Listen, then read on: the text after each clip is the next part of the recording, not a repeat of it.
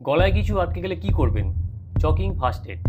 হঠাৎ কেউ খেতে খেতে গলায় কিছু আটকে গেল, সে কথা বলতে পারছে না, শ্বাস নিতে পারছে না।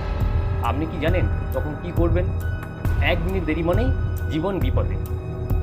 তো যখন কাউকে দেখবেন হঠাৎ কথা বলতে পারছে না, কাশি করতেও পারছে না, খুব দুর্বল কাশি, নিজের গলা চেপে ধরে আছে, শ্বাস নিতে কষ্ট হচ্ছে, তো এটা হলো একটা মেডিকেল এমার্জেন্সি।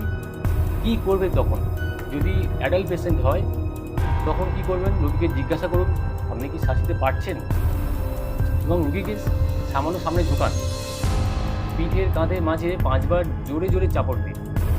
আর হচ্ছে পেছন থেকে জড়িয়ে ধরুন, নাভির উপরে হাত রেখে ভিতরের দিকে ও উপরের দিকে চাপ দিন। তো এটি বারবার রিপিট করতে থাকুন। যদি কিছু গলায় থাকে সেটা বার হয়ে আসতে পারে। মুখে হাত ঢুকিয়ে কিছু বার করার চেষ্টা করা যাবে না, জোর করে জল বা কিছু খাবার খাওয়ানো যাবে না, আর হচ্ছে সময় নষ্ট করা যাবে না। যদি দেখেন রুগী অজ্ঞান হয়ে গেছে, সাথে সাথে সিপিআর শুরু করুন আর ইমার্জেন্সি হেল্প রাখুন।